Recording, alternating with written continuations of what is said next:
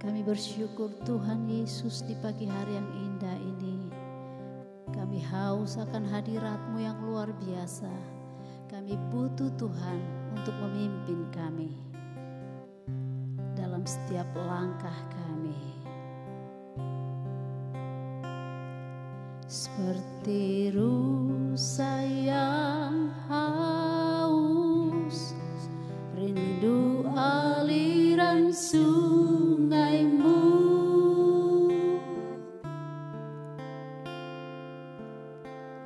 Hatiku tak tahan menunggu-Mu.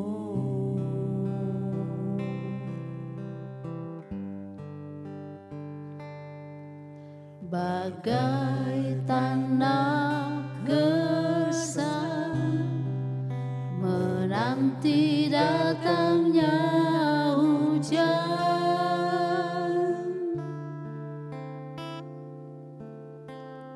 begitupun jiwaku Tuhan,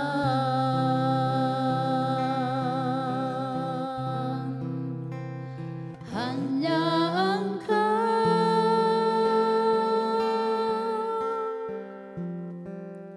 pribadi yang mengenal hatiku, tiada yang tersembunyi bagi-Mu. Seluruh isi hatiku Kau tahu dan bawaku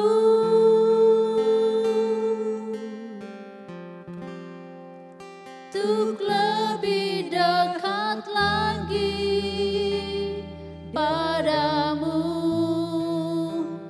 tinggal dalam indahnya dekapan kasih-Mu.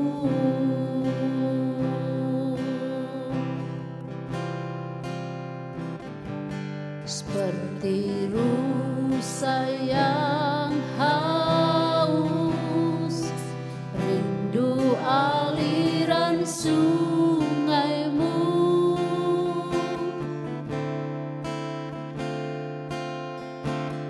Hatiku tak tahan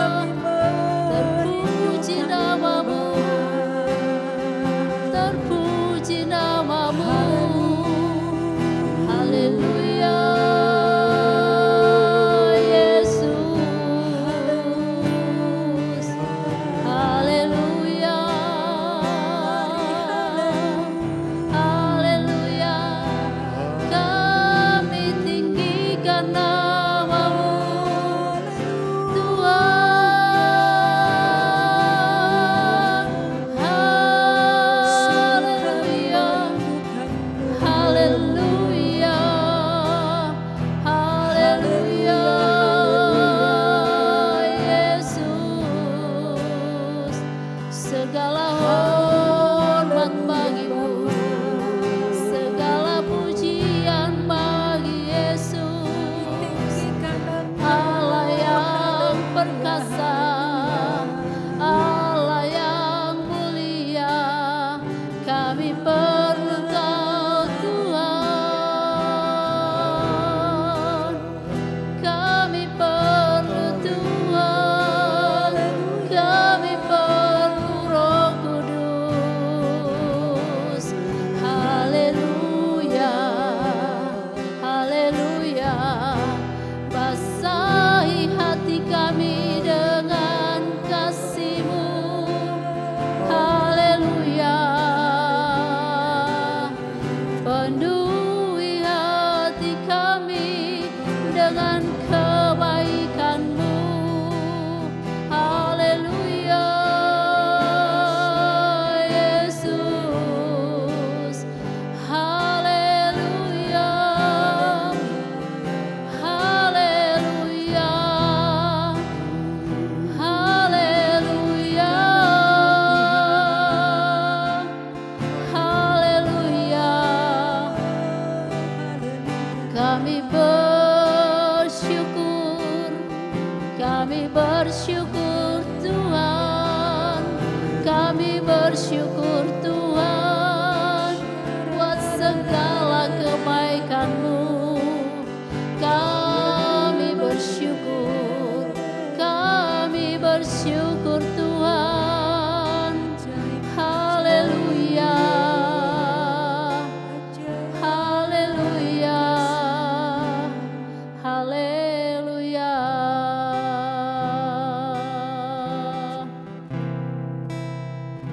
Hanya Engkau pribadi yang mengenal hatiku, tiada yang tersembunyi bagimu. Seluruh isi hatiku Kau tahu, dan bawaku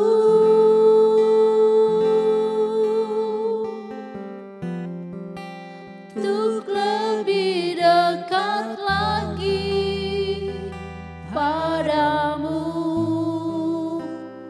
tinggal dalam indahnya dekapan kasih-Mu.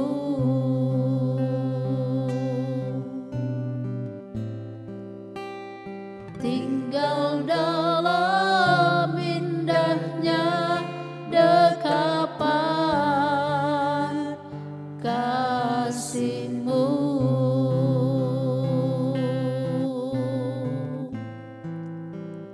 Tinggal dalam indahnya dekapan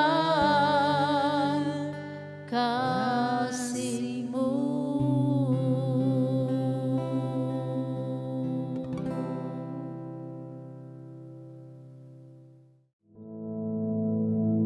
Our Father, which art in heaven, hallowed be thy name.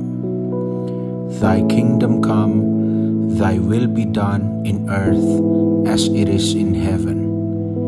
Give us this day our daily bread, and forgive us our debts, as we forgive our debtors. And lead us not into temptation, but deliver us from evil. For thine is the kingdom, and the power, and the glory, forever. Amen.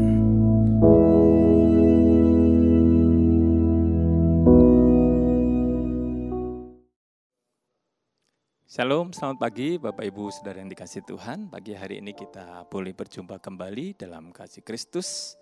Hari kita akan sama-sama renungkan firman Tuhan. Saya ambil dalam Roma pasal yang ke-6, ayat yang ke-1 sampai dengan yang ke-6.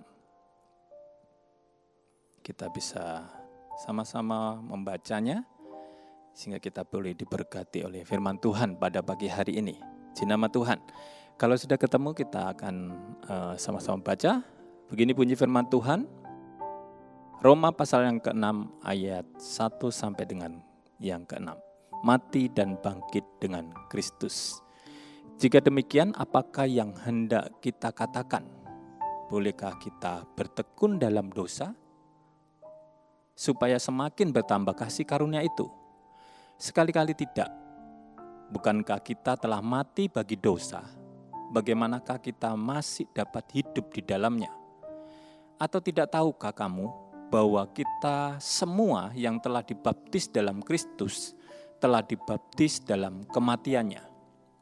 Dengan demikian, kita telah dikuburkan bersama-sama dengan Dia oleh baptisan dalam kematian, supaya sama seperti Kristus telah dibangkitkan dari antara orang mati oleh kemuliaan Bapa. Demikian juga kita akan hidup dalam hidup yang baru. Sebab jika kita telah menjadi satu dengan apa yang sama dengan kematiannya, kita juga akan menjadi satu dengan apa yang sama dengan kebangkitannya. Karena kita tahu bahwa manusia lama kita telah turut disalibkan supaya tubuh kita hilang kuasanya, agar jangan kita menghambakan diri lagi kepada dosa. Saudara-saudara yang dikasihi Tuhan, ini adalah ayat yang luar biasa. Kita berada di bulan Agustus, momennya juga bersamaan dengan kemerdekaan bangsa Indonesia, bangsa yang kita cintai ini, di mana kita tinggal.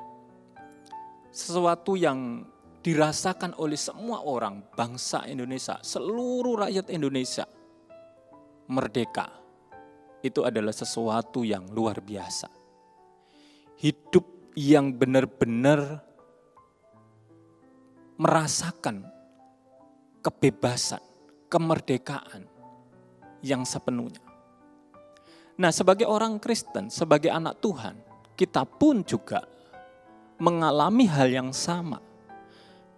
Semenjak kita menerima Tuhan sebagai Tuhan dan Juru Selamat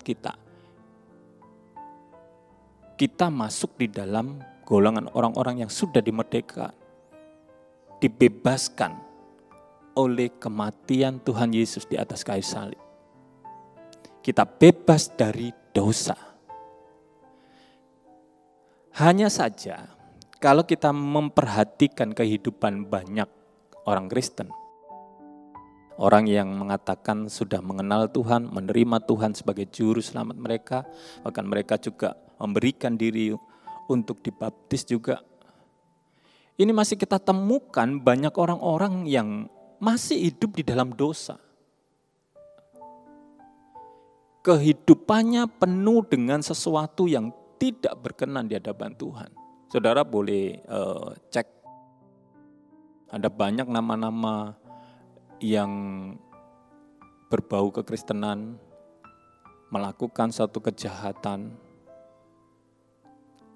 Banyak orang-orang Kristen juga melakukan hal yang sama, seperti orang-orang yang di luar sana, orang-orang yang tidak mengenal Tuhan. Hidup dalam bergelimangan dosa.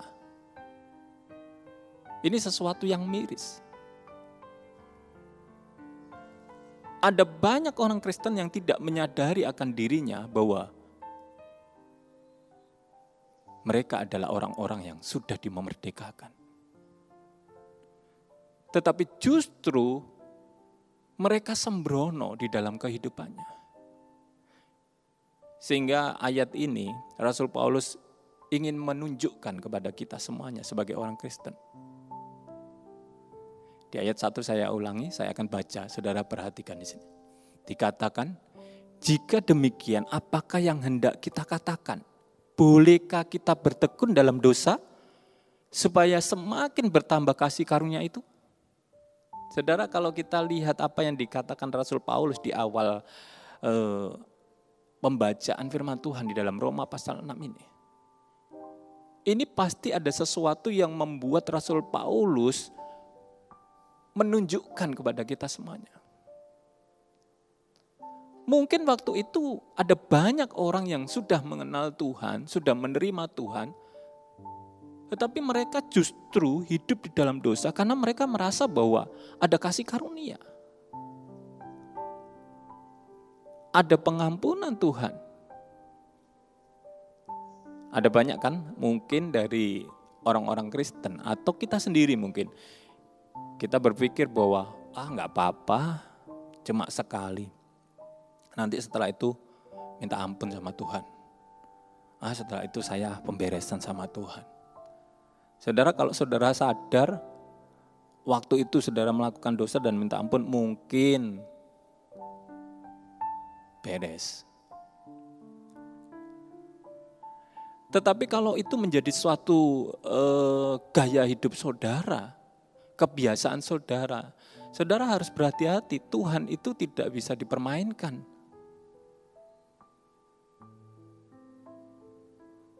Belum lagi kalau saudara nggak sadar sudah melakukan dosa atau sudah berjalan di jalan yang tidak berkenan di hadapan Tuhan dan saudara tidak melakukan pemberesan. Ini lebih gawat lagi.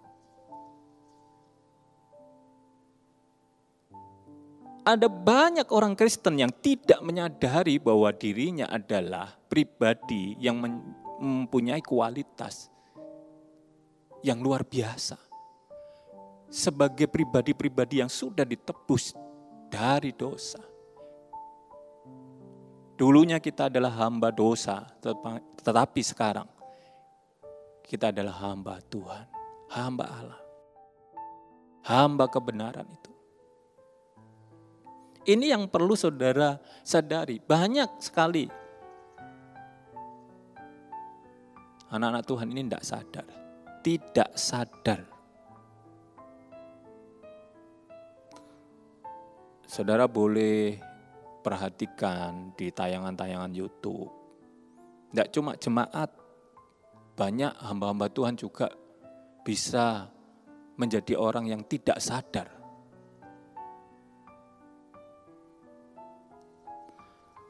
Oleh sebab itu mari kita sama-sama sadar.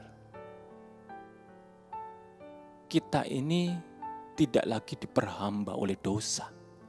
Kita diberi kemerdekaan oleh Tuhan.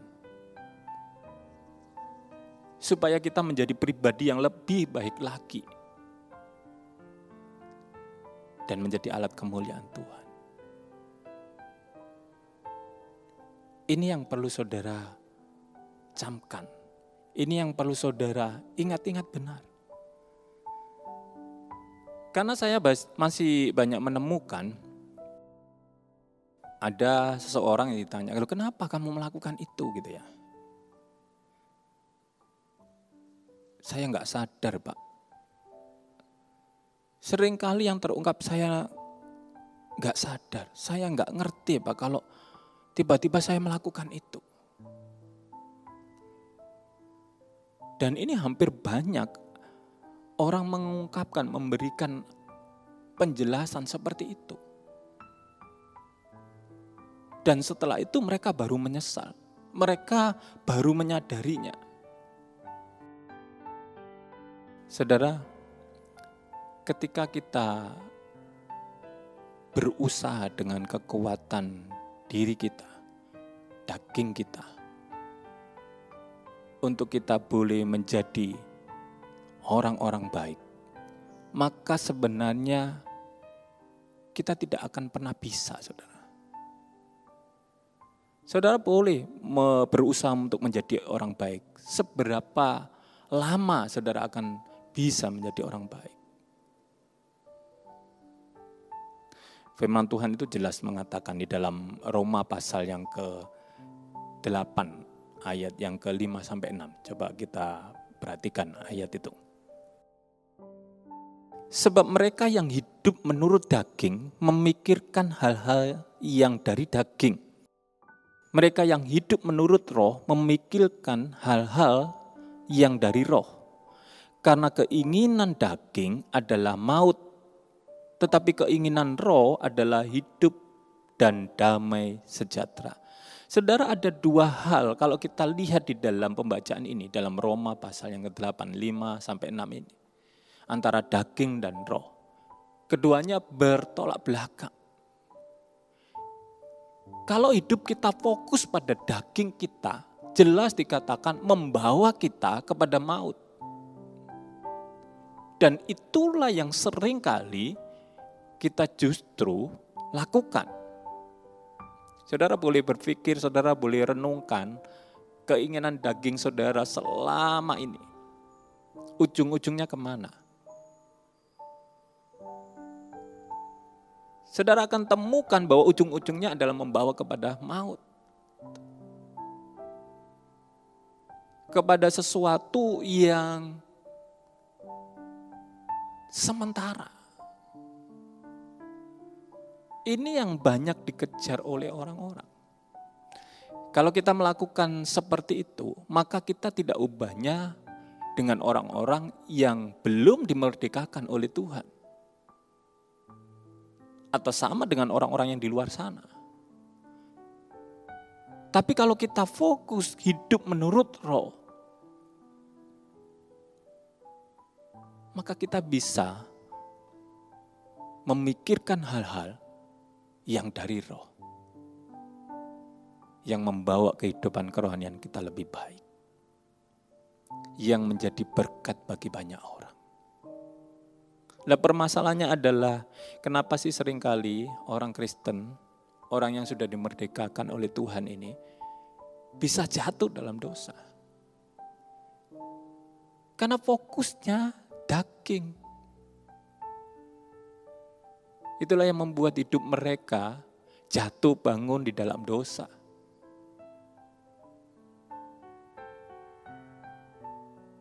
Mari saudara kita sama-sama mengintrospeksi diri kita. Menyelidiki diri kita masing-masing. Kita tidak sedang melihat kesalahan orang. Tapi coba kita cek diri kita. Apakah kita benar-benar sudah menyadari atau tidak sadar kalau kita adalah orang yang sudah dimerdekakan oleh Tuhan. Kalau kita tidak sadar, wah ini sesuatu yang serius. Harus kita perhatikan dan kita harus berubah. Saya akan kasih satu cerita, gambaran supaya saudara mungkin lebih bisa memahami apa yang akan saya ungkapkan ini. Ada satu cerita ini saya dapatkan sudah lama ketika saya sekolah minggu lah. Saya lupa tahunnya, tapi ini adalah satu cerita anak-anak. Tetapi ini bisa membuat saudara mengerti atau membantu saudara menyadari bahwa ketika kita menjadi pribadi yang tidak sadar, itu fatal akibatnya. Apalagi berhubungan dengan kemerdekaan yang Tuhan berikan. Begini saudara ceritanya. Ada seekor kalajengking. Saudara paham ya dengan hewan kalajengking? Hewan yang sangat berbahaya. Kalau kita tersengat oleh kalajengking maka perlu ada satu tindakan yang serius gitu ya. Harus ke tempat medis untuk melakukan penanganan secara benar. Kita sebut sebagai gambaran hewan yang melakukan atau bisa membawa dampak yang berbahaya atau mewakili orang yang hidup dalam dosa gitu aja ya. Hewan yang satunya adalah kura-kura. Ya, kita tahu kura-kura adalah hewan yang tidak begitu berbahaya ya, lucu gitu ya mungkin. Tidak menakutkan. Ya, kita gambarkan sebagai hewan yang atau pribadi yang baik gitu ya. Nah, satu saat si kalajengking ini ketemu sama si kura-kura ini. Dan mereka melakukan percakapan gitu ya. Si kalajengking ngomong sama kura-kura. Kura-kura, aku minta tolong dong. Itu kan ada pulau di depan itu. Aku minta tolong untuk kamu seberangkan saya ke pulau itu. Karena saya kan nggak mungkin bisa berenang, apalagi jaraknya jauh gitu. Dan kita tidak pernah tahu kalajengking itu bisa berenang gitu ya. Maka saut si kura-kura ini, ya sebenarnya bagi kura-kura tidak begitu sulit sih untuk menyeberangkan kalajengking ini. Tetapi kura-kura ini takut gitu ya. Kenapa? Karena dia tahu bahwa kalajengking ini adalah hewan yang berbahaya. Apalagi kalau dia menyengat gitu kan. Dan ketika disengat, misalnya ini berada di laut, tiba-tiba di tengah-tengah disengat, terus pingsan misalnya. Ya pasti fatal akibatnya.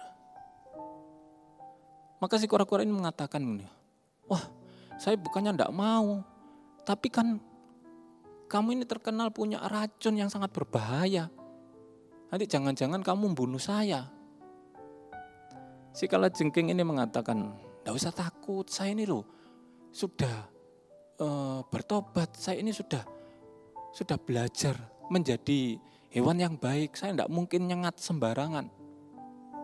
Saya hanya menyengat kalau saya terancam, kalau saya diganggu dan sebagainya. Tapi kalau saya ditolong orang, saya akan berbuat baik. Buktinya ketika saya minta tolong sama kamu, saya mengatakan dengan baik, dengan cara yang baik. Berusaha kalajengking ini meyakinkan si kura-kura, akhirnya kura-kura mendengarnya dan memenuhi permintaan si kalajengking ini. Naiklah si kalajengking di atas punggungnya. Dan kura-kura ini mulai berangkat menuju pulau yang ditunjukkan kalajengking. Ya namanya di tengah laut, pasti ada ombak. Kadangkala air itu lewat ombak membawa kura-kura ini naik turun dan sebagainya. Si kalajengking ini ketakutan. Kenapa? Begitu ada ombak besar ditiup angin, maka airnya datang dan membuat kura-kura ini berenang dengan tidak stabil, naik turun, dan dia takut sekali. Maka dia berusaha, si kalajengking ini berusaha berpegangan, rapat-rapat. Jangan sampai dia terpleset dan masuk dalam air atau laut, sehingga dia akan tenggelam. Awalnya tidak terjadi apa-apa. Si kura-kura dengan tenangnya dan membuat si kalajengking ini supaya tenang, dia mengatakan, sudah enggak usah takut, kamu tenang aja. Saya pasti bawa kamu sampai ke pulau itu. Pokoknya kamu nurut saya, jangan macam-macam. Oh ya, dilanjutkanlah perjalanan. Tiba-tiba datanglah ombak besar yang lebih dari yang tadi. Yang mungkin tadi sudah dialami oleh si kura-kura sama si kalajengking ini. Sehingga mereka harus sedikit tenggelam, walaupun nanti akan naik. Nah ketika kalajengking itu ketakutan, dan dia benar-benar merasa bahwa waduh ini sesuatu yang menakutkan. Tiba-tiba kalajengking ini menyengat leher daripada kura-kura, karena bentuk kalajengking itu kan sengatnya di atas gitu ya, menjulur ke atas, dia turunkan bisa ke leher kura-kura. Lah betul, setelah disengat si kura-kuranya ngomong, loh kenapa kamu nyengat saya? Waduh maaf saya nggak sadar ya, saya ketakutan. Saya refleks langsung menyengat kamu. Waduh kamu kan gimana kamu ini? Katanya nggak mau nyengat saya. Padahal saudara-saudara, ini belum sampai ke pulau itu. Apa akibatnya? Si kura-kura lemas dan akhirnya tenggelam. Otomatis bersamaan dengan kalajengking. Keduanya meninggal. Keduanya mati di laut itu. Saudara, ini adalah suatu cerita yang menunjukkan bagaimana ketika si kalajengking ini menyengat dengan alasan tidak sadar, tetapi membawa dampak yang luar biasa. Kita pun sering melakukan itu. Kita punya alasan mengatakan, saya nggak sadar ya kalau saya sudah berbuat dosa. Saya nggak ngerti kalau itu salah. Tapi dampaknya fatal, saudara. Oleh sebab itu mari kita sama-sama belajar untuk sadar siapa kita. Kalau kita sadar bahwa diri kita adalah pribadi-pribadi yang sudah ditebus oleh Tuhan dengan darahnya yang mahal, maka kita harus menjadi berkat bagi banyak orang. Bukan hidup di dalam dosa, tetapi hidup sebagai pribadi-pribadi yang memberkati orang lain. Jangan berbuat dosa. Saya ajak membaca di dalam satu ayat yang terakhir dalam Yohanes pasal yang ke-8 ayat 36. Yohanes pasal yang ke-8 ayat 36, begini bunyi firman Tuhan. Jadi apabila anak itu memerdekakan kamu, kamu pun benar-benar merdeka. Saya ulangi. Jadi apabila anak itu memerdekakan kamu, kamu pun benar-benar merdeka. Saudara yang dikasihi Tuhan, ingat ayat ini benar-benar. Dia sudah memerdekakan kita. Dan posisi kita adalah orang yang benar-benar merdeka. Oleh sebab itu mari kita gunakan kemerdekaan ini dengan benar. Jangan ada yang tidak sadar bahwa dirinya sudah dimerdekakan dari dosa.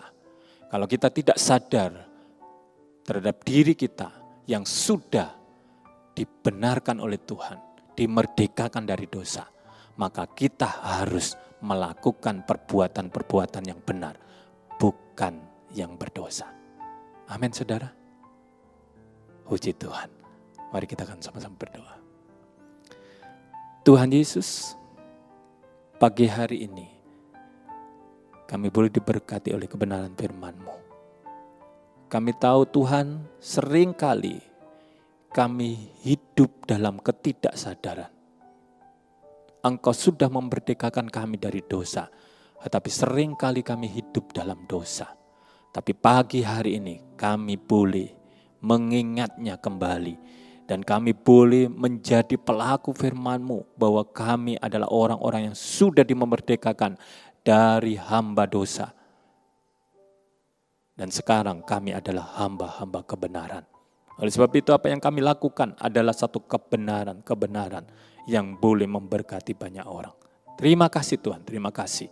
Kami berdoa untuk setiap umat-Mu, jemaat-Mu yang mendengarkan firman Tuhan ini. Biarlah jamahan Tuhan menjamah mereka dan mereka boleh menjadi orang-orang atau pribadi-pribadi yang benar-benar sadar bahwa hidup mereka sudah ditebus oleh Tuhan.